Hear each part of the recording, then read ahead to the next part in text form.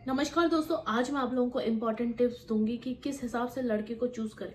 पहला important tips ये है कि पहला जो देखना चाहिए वो पैसा। बहुत लोग बोलेंगे हैं पैसा पैसा ही सब कुछ नहीं होता है, दिल होता है। तो तुम तो गई बेटा, तुम दिल पे ही रोटी सेक के खाना, ठीक है। ऐसा नहीं होता है दोस्तों।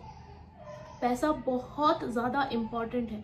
पैसा है तो आपकी समाज में इज्जत है, पैसा है तो आपके परिवार में इज्जत है, ठीक है। मैं ये नहीं कहती कि अगर आप 5,000 कमाती हो तो रोज का 5 लाख कमाने वाला लड़का you deserve. No no no no. If you earn 5K then of course you deserve 10K वाला इंसान, 20K वाला इंसान। बट अगर आप बेरोजगार से शादी करेंगे तो क्या सेक के खाएंगे, कहाँ सेक के खाएंगे रोटी? मुझे इतना बता दो। चूल्हा तो खरीदना पड़ेगा ना, चूल्हा गैस तो खरीदना पड़ेगा। तुम एक बात मुझे बताओ कि दुनिया में, एक मिनट, तुम मुझे एक बात बताओ, दुनिया में सबसे इंपॉर्टेंट और सबसे हार्ड काम क्या है? अब तुम बोलोगे 20 किलो का सिलेंडर उठाना। नहीं दोस्तों, दुनिया में सबसे मुश्किल काम है वो 20 किलो का सिलेंडर को खरीदना, यानी कि पैसा कमाना। अब पैसा कमाना क्यों हार्ड है? क्योंकि उसमें लगती है मेहनत। आपकी साल भर की मेहनत, जो आपने बचपन से पढ़ाई की है, जवानी तक कितना फोकस किया है, डिस्ट्रैक्शन तो नहीं हुआ है, गलत कामों में तो नहीं गए हो, नशे तो नहीं किए, तब जाके आप पैसा कमाते हो। तो अब जो इंसान इतनी मेहनत करके, इतनी कुछ करके यहाँ तक पैसे कमाने तक पहुंचा है, और फिर आप बोलोगे कि नहीं जी हम तो दिल देखेंगे, पैसा तो फालतू चीजें नहीं। पैसे से ही डिसाइड होता है कि आपकी समाज में, परिवार में, ससुराल में, मायके में क्या इज्जत होगी। समझ रहे हो? मायके ससुराल में भी पैसों के हिसाब से ही इज्जत होती है। आपने देखा होगा जो अमीर फूफा जी है उसको सोफे में बिठाते हैं कोल्ड ड्रिंक के साथ, और जो बेचारा कम कमा रहा है उसको सूखी चेयर दे देंगे, वो भी एक टांग टूटी हुई, और गर्म पानी में चलाओ काम। तो दिस इज सो ट्रू कि हमने अपनी फैमिली में देखा हुआ है कि जो ज्यादा पैसा कमाता है उसके लिए अलग अच्छा अरेंजमेंट किया जाता है। परिवार में अगर छोटा लड़का बड़े लड़के से ज्यादा कमा रहा है तो नो डाउट छोटे लड़के की ही इज्जत होगी, उसकी बीवी की इज्जत की जाएगी, उसके बच्चों की इज्जत की जाएगी, क्योंकि वो पैसों से एकदम स्टेबल है। They are earning good, they are no more dependent, ठीक है। तुमने देखा होगा जो बड़ा भाई अगर कम कमा रहा है उसकी परिवार में सबसे कम सुनी जाएगी, उसकी फैमिली के लिए, उसके बच्चों के लिए कम किया जाएगा। माँ बाप भी लास्ट में उसी तरफ भागते हैं जहां पर अच्छा पैसा कमा रहे बच्चे दिखते। बहुत सारे पेरेंट्स ऐसा करते हैं, मैं सबकी बात नहीं कर रही। कुछ पेरेंट्स ऐसे होते हैं जो अपने सबसे कमजोर बच्चे के साथ होते हैं। तो ये होता है पैसों की ताकत, ठीक है। अगर आप पहला ही डिसीजन गलत लोगे कि नहीं हम तो दिल देखेंगे जी, तो तू तो गई बेन, तू गई, तू गई, तू जा उसके साथ, तुझे 2 दिन में ही पता लग जाएगा। शादी इज नॉट ऑल अबाउट कुच्चू पुच्चू लव यू जानू। मेरे हस्बैंड और मुझ में बहुत सारी चीजें डिफरेंस हैं, और नेगेटिव डिफरेंस भी, ठीक है। मैंने उनसे इस बेस पे ही शादी की थी कि I will be house working women, मैं घर पे ही काम करूंगी, आप बाहर काम कर लेना। उनकी बहुत सारी जो नेगेटिव चीज़ें मुझे दिखती हैं, ठीक है, पर एट लास्ट वो मेरी शौक पूरी करता है। वो घर की जिम्मेदारी उठाता है, वो बच्चे की जिम्मेदारी उठाते हैं, वो हर चीज़, घर का किराया भरते हैं, राशन लाते हैं, जो मैं मांगू वो दिलाते हैं। तो मेरे अंदर वो चीज़ें रहती है कि हाँ ही इज़ अ प्रोवाइडर। मैं उनकी रिस्पेक्ट करती हूँ क्योंकि he is a powerful man, he is providing me every facility. वहीं आपका मर्द अगर घर में एक पैसा नहीं ला रहा है, उल्टा उल्टा कमा नहीं रहा है, मेहनत नहीं कर रहा, घर पे बैठा है, बहाने मार रहा है, तो आप उस आदमी को इज्जत ही नहीं करोगे।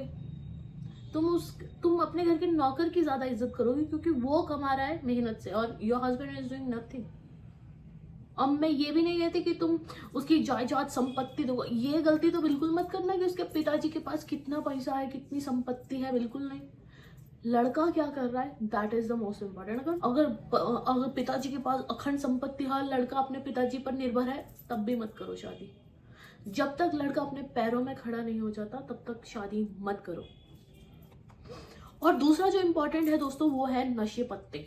दोस्तों चरस गांजे वालों के साथ बिल्कुल शादी नहीं करनी है। तुम भले एक दफा नल्ले बेरोजगार से शादी कर लो पर चरस गांजा नहीं। मैं तुमको एक बहुत तगड़ा रीजन देती हूँ कि क्यों नशेड़ी लोगों के साथ शादी नहीं करना। दोस्तों नशा क्या करता है सबसे मालूम है? आपकी सोचने समझने की क्षमता एकदम खत्म कर देता है, आपके सेंसेस एकदम बीप कर देता है, like you are dumb ass, you know what I mean, you are literally drum ass, और तुम पीते रहे, वो तुम्हारा बंदा पीता रहेगा तो वो दिन पर दिन प्रगति की जगह नीचे ही जमीन में बिक जाएगा, समझ रहे हो। Life is all about update. हम जब मैं अपने हस्बैंड को देखती हूँ ना, वो मेहनत करते हैं, हर दिन कुछ नया करते हैं, अपने ऑफिस जाते हैं, डेली पढ़ाई करते हैं, शाम को आके हेक्टिक दिन में अपना शेड्यूल फिक्स करते हैं कि आज मैं पढ़ूंगा, आज मैं ये करूंगा वो करूंगा। तो मैं अपने हस्बैंड को देखती हूँ, मैं भले ही वो कम कमाए but I see him growing, that is my complete satisfaction.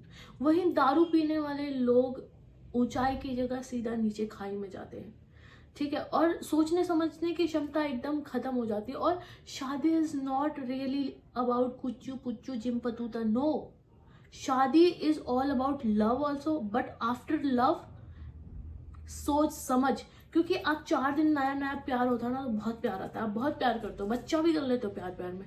उसके बाद क्या, आपको इंसान की शख्सियत मतलब उनकी पर्सनालिटी दिखती है, वो अच्छा है, बुरा है, सही है, गंदा है, ठीक है। अब मेरे हस्बैंड जैसे भी आप, like my husband don't take, बात दे लियो, मेरा पति ज्यादा नहाता नहीं है, सुन तो नहीं लिया वीडियो में तो सब सुन ही जाएगा। मेरे पति को ज्यादा नहाना पसंद नहीं है। मैं ऐसा बता रही हूँ जैसे मैं खुद रोज नहाती, मैं खुद नहीं नहाती दोस्तों। जैसे क्या होता है कि रिलेशनशिप में आपको फ्लॉज भी दिखते हैं, बहुत सारी चीजों में मुझे इतना गुस्सा आता है, मैं सोचती हूँ ये आदमी से मैंने काय शादी कर ली। पर दोस्तों अगर वही मैं दारू बेवड़ी होती तो किसी अगर कुछ ये कांड करते छोटे, मैं इनका सर फोड़ देती दारू की बोतल से, समझे, क्योंकि मैं सोचने समझने और सहन शक्ति ही नहीं होते, मैं इनकी गुद्दी लाल कर देती, माँ की कसम। मैं तो चाहती हूँ किसी दिन एक पौवा पी के आऊं और इनकी गुद्दी लाल कर दूं, इतनी हिम्मत आए। दोस्तों दारू पी के गलत चीजों में हिम्मत आती है। तो सोचने समझने की क्षमता के कहने का मतलब यही है कि आप धीरे धीरे दिमाग से डैमेज हो जाते हो, तो आपके अंदर पेशेंस नहीं रहता। अब ये शादी इतनी भयंकर चीज है ना, मैं सच बता रही हूँ। तुम लोगों को लगता होगा oh we are so good couple, we love each other, we are lovey dovey. ऐसा नहीं है, हमारे बीच भी झगड़ा होता है पर प्यार वापस बढ़ साथ हो जाता है, क्योंकि हम दोनों उस समझ सोच और पेशेंस है हम दोनों में, तो हम प्यार से वो बॉन्ड बना लेते हैं और धीरे धीरे वो बॉन्ड मजबूत बनता रहता है जितनी बार लड़ाई होती है। पर शराब पीने वालों के साथ ऐसा नहीं होता। वो अपना सुख दुख टेंशन डिप्रेशन हर चीज का जो सोल्यूशन निकालते हैं, वो क्या निकालते हैं, दारू। उनमें सहन शक्ति बचती ही नहीं है, क्योंकि जैसी टेंशन हो, ओ भाई साहब आज तो रॉयल स्टैग जा रहा, मतलब उनका ऐसा एटीट्यूड होता है कि कुछ भी, खुशी में भी वो लोग दारू पीते हैं, दुख में भी दारू पीते हैं। तो ऐसे लोग बहुत डेंजरस है लाइफ टाइम बिताने के लिए, ठीक है। उनमें सोचने समझने की कोई क्षमता नहीं। जब उनकी पहली प्रायोरिटी सुख दुख टेंशन में पहली प्रायोरिटी ही पौवा है, तो तुम क्यों काय ब्याह करके आई हो, है। जब आपस में हम सुख दुख बांटते हैं ना, तो हमारा रिश्ता मजबूत होता है। और ये रिश्ता मजबूत बनाना इतना जरूरी है दोस्तों, एक खुशनुमा माहौल बनाने के लिए। और जो शराबी लोग होते हैं उनकी पहली प्रायोरिटी पौवा है, तो तुम का यहाँ पर मटर छिलने आई हो। तो इसलिए कोई जरूरत नहीं है नशेड़ी लोगों के साथ पहले रिलेशनशिप में आने की, ठीक है। अगर तुम्हारा कोई नशेड़ी दोस्त है, अगर वो तुम दारू चीजें छोड़ रहा है, then it's fine. If not living just leave him. Third जो पॉइंट है दोस्तों, वो है ममाज बॉय। आजकल ये बूढ़े बुजुर्ग है ना, ये माँ की कसम, इन्होंने इतनी बम्बू दे रखी है आजकल के नए युवाओं को, कपल्स को, कि नहीं बेटा अब शादी हो गई तो हम कब भूल गए हो, अब बूढ़े माँ बाप। ये लोग इतने चतुर है ना, ये आपस के तो जोड़े बने रहते हैं, हाँ आपस की वो मियाँ मिट्ठू बने रहते हैं, और नए कपल्स के बीच में घुस के फुल अटेंशन चाह रहे।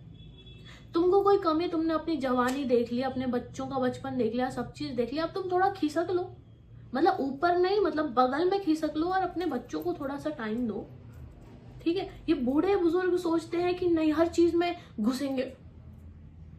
बेचारा लड़का पिस जाता है कि भैया मैं मम्मी का साथ दूं या बीवी का साथ दूं। देखो अगर घर छोड़ के दूसरे घर आना इतना ही आसान होता तो तुम काय नहीं करते, मर जाते, काय नहीं करते तुम आओ कभी हमारे मायके, तुम रहने आओ 1 महीना, हाँ तुम्हें पता लगेगा कि 1 महीने में कैसी इज्जत मिलेगी। फिर भी इनको इज्जत पूरी मिलती है। 1 साल रह के देखो, फिर देखना स्टार्टिंग में शाही पनीर में आए थे, दूसरे दिन ही खिचड़ी में आ जाएंगे, तब इनको पता लगेगा कैसी इज्जत होती है। आजकल के जो बूढ़े बुजुर्ग होते हैं वो इस उम्मीद से बहू लाते हैं कि वो घर के काम निपटाएगी, घर के काम करेगी, झाड़ू पोछा करेगी, अगर वो कमाती नहीं है तो उसका तो यही काम है। नहीं, क्या बोला तुमने कि वो झाड़ू पोछा करेगी?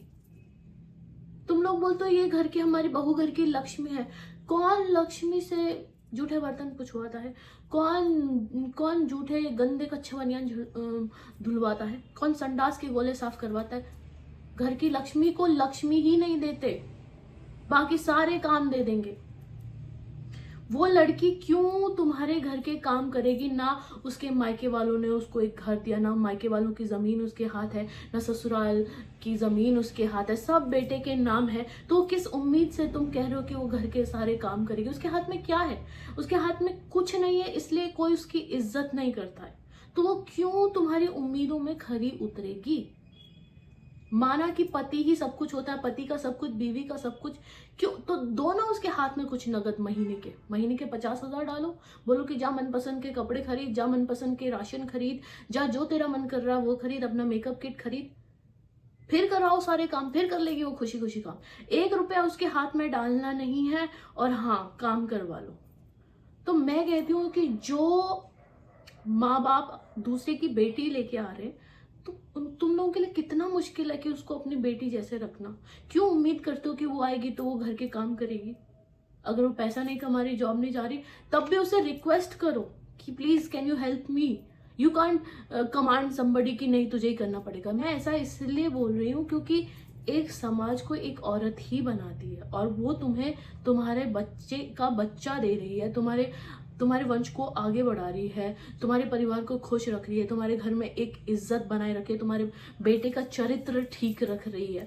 इससे बड़ा योगदान एक औरत क्या दे सकती है? उसने अपना शरीर, अपनी आत्मा दे दी, अपनी आत्मा बच्चों में झांक दी। इससे ज्यादा एक औरत क्या दे सकती है? तुम्हें उसके नाम के एक हिस्से की जमीन नहीं दी जा रही है, और वो उसने तुम्हारे लिए पूरा जान दे दी, जान झोंक दी बच्चों में, तुम्हारे वंश में। और एक औरत से क्या ही उम्मीद कर सकते हो? मैं एक लड़की हूं, मैं मैरिड हूं। Trust me, I don't need man to run the family until and unless कि मैं नहीं कमा रही। अगर मैं कमा रही हूँ, मैं अपना बच्चा पाल सकती हूँ, अपना घर खरीद सकती हूँ, अपनी ज़मीन खरीद सकती हूँ, अपने माँ बाप को भी पाल सकती हूँ। मुझे किसी मर्द की ज़रूरत नहीं है। But why I am with my husband? Because he need me. एक औरत को किसी की ज़रूरत नहीं होती है, लोगों को उसकी ज़रूरत होती है। मुझे एक परिवार को एक औरत की ज़रूरत होती है। तो इसीलिए बहुओं की इज्जत करना सीखो। और चौथा पॉइंट दोस्तों, कि अपने इन लॉज के साथ मत रहो, अपने पेरेंट्स के साथ मत रहो, अलग से अपना आशियाना लो। ये बहुत ज़रूरी है।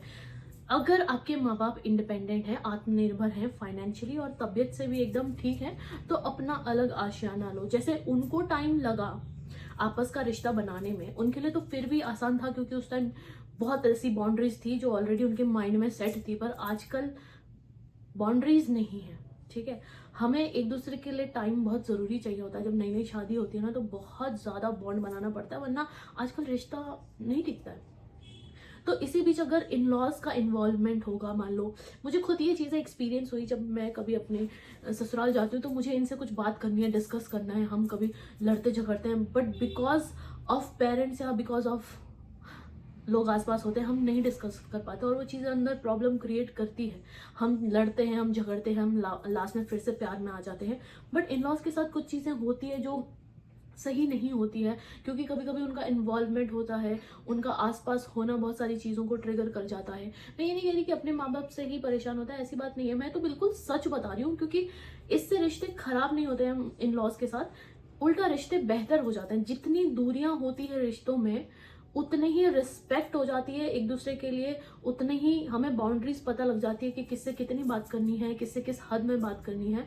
वो पुराने टाइम की बात अलग है, जब लोग जॉइंट फैमिली में रहते थे, पर आजकल के नहीं रहे, क्योंकि हमारे मम्मी पापा खुद एक टाइम पे अलग हो गए थे। तो अब जब वो ही नहीं रहे जॉइंट फैमिली में, तो हम कहाँ से उम्मीद करेंगे। तो बेशक ज़रूरत पड़ने पर अपने इन लॉज के साथ रहो, उनकी सेहत का ध्यान दो, उनकी चीज़ों के लिए ध्यान दो। हम दूसरों को क्या कहें, हमारे घर में खुद ऐसा होता है कि अगर मेरी मम्मी पापा खुद ऐसे ही उम्मीद करते हैं कि अगर मेरी भाभी आई है तो उसी का सबका ध्यान रखने का रिस्पॉन्सिबिलिटी है, जबकि वो उस पर छोड़ दो ना, कि वो लेना चाहती है जिम्मेदारी कि नहीं लेना चाहती। तुम कौन हो तो पहले थोपने वाले कि नहीं तेरे को तो ये करना चाहिए, तेरे को तो ये करना पड़ेगा। जो इंसान जबरदस्ती कितने दिन नाटक कर लेगा।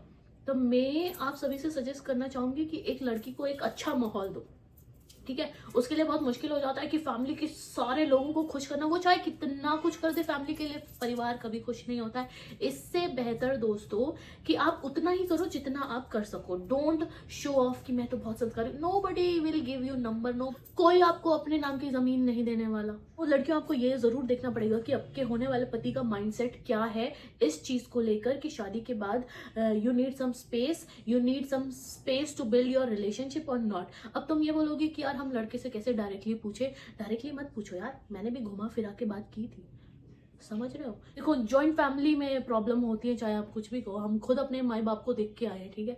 जॉइंट फैमिली में दिक्कत होती है, बेटर है कि बहुत कलेश होके अलग हो, इससे अच्छा पहले ही डिस्टेंस रख के okay thank you, okay welcome, मतलब ऐसा रिलेशन में रहना इज इम्पॉर्टेंट। तो आज के लिए इतनी ही वीडियो, उम्मीद करती हूँ आज की वीडियो आप लोगों को बहुत हेल्प करेगी। अब मत पूछना वीना दीदी हमको कैसा लड़का पसंद करना पड़ेगा, जो आप जैसा हीरा लड़का मिला है आपको। बहुत दोस्तों, दूसरों की थाली में हमेशा ज्यादा ही दिखे हैं। नमस्कार।